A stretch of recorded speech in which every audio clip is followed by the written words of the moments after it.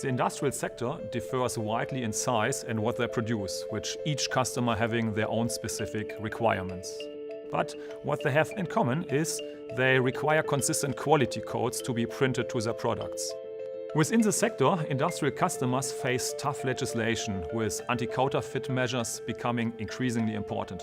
The miniaturization of codes and the increase of information required on products is also a challenge. For example, in the automotive industry, where in each car there are more than 10,000 parts that need to be coded, some of them even multiple times.